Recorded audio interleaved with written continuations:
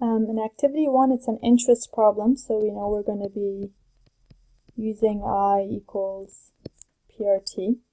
It says Jerry invested $2,000, part at 4% interest and the remainder at 9%.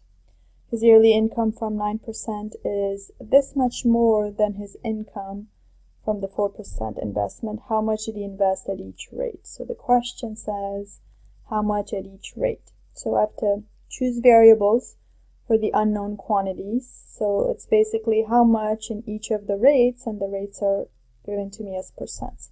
So we'll say X is the amount or money invested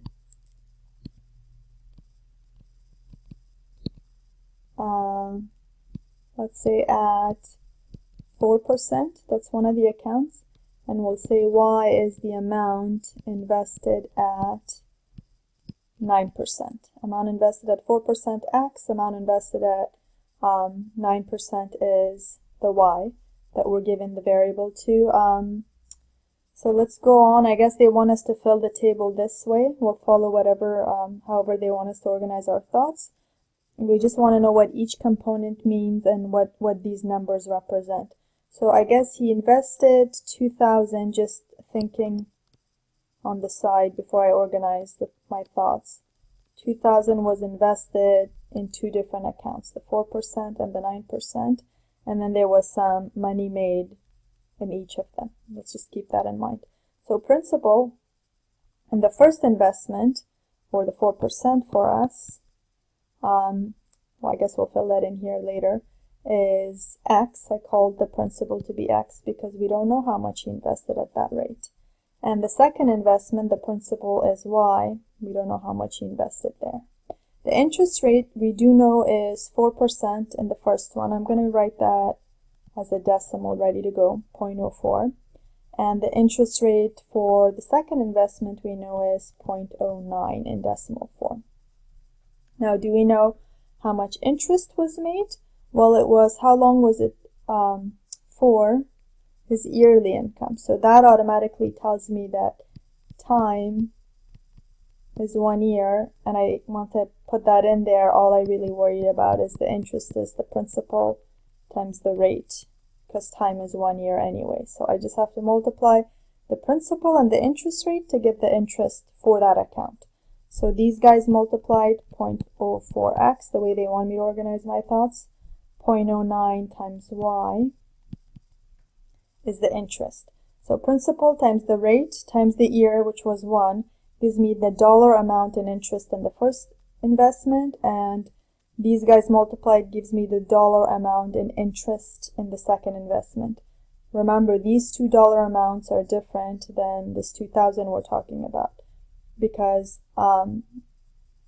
that's the total amount of money he invested.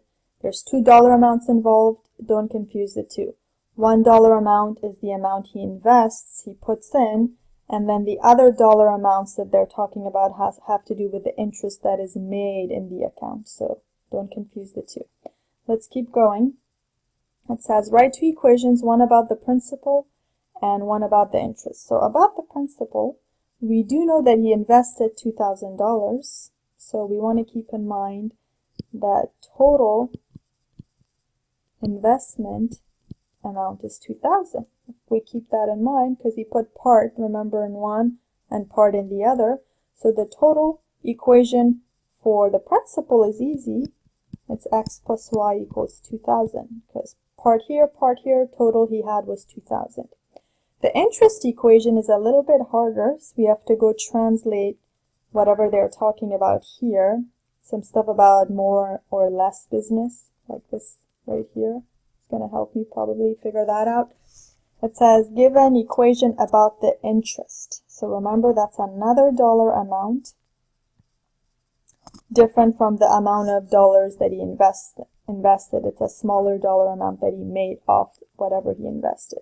So this underlined information should help me get an equation. It says his yearly income is basically the interest made, because he gets an income and interest from whatever money he puts in. His yearly income from the 9% investment, That's right here. This is his yearly income from the 9%. Right here, what he makes off the 9% account. Is 37 more than his income from the 4%.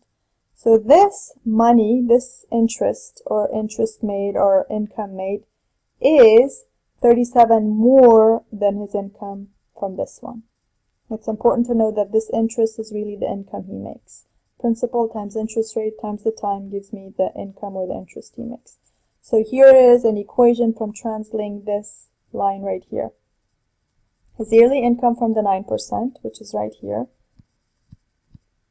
the 9% income or interest, is 37 more than his income from the 4% investment. Here's the 4% investment. If they were equal, I would sell them equal. However, the 9% income is more. By how much? By $37 more. So either 37 plus 0.04x, or in this order, 0.04x plus 37. Remember, the order in which you add doesn't matter.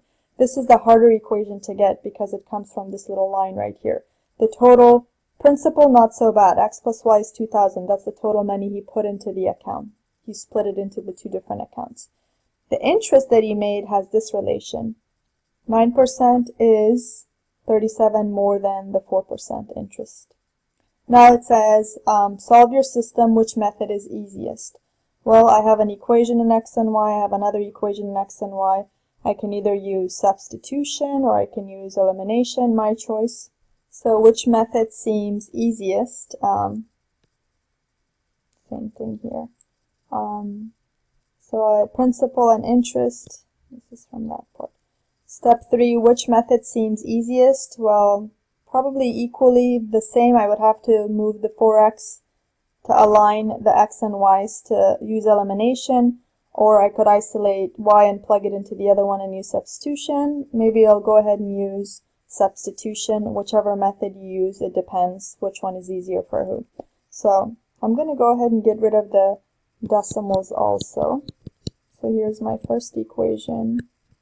Here is my second equation, which has the decimals. I'll get rid of them. So I multiplied everybody by 100 to get rid of the decimals. 9y 4x plus 3700. And then maybe I'll go ahead and isolate y in this first equation. Again, however you choose to solve it is up to you. I'm going to isolate y in this first equation, since it's not so bad to isolate it. And then I'm going to take it and plug it in here.